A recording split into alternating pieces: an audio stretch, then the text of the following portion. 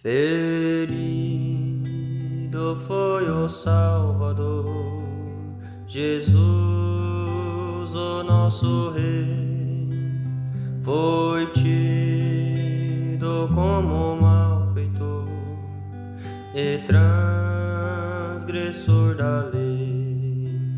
Levado foi à morte atroz, de nada reclamou. O santo e justo remidor pagou perante Deus a transgressão de todos nós, abrindo-nos aos céus.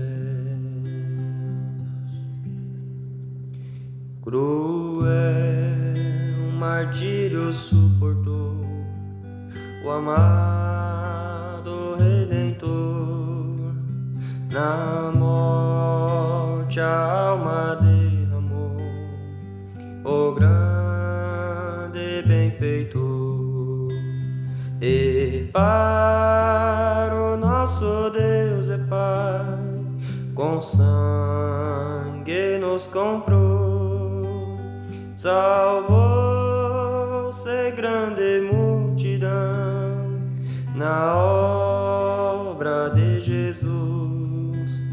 Bendito seja o Rei da paz, que é a nossa luz. Morreu o justo pelos maus, o grande amor de Deus saiu da morte com poder, e mediador dos céus, o bom prazer do Criador em Cristo prosperou. Amai-vos como eu vos amei, falou o Redentor. Amou-nos Deus, o Pai do céu, mandando a salvação.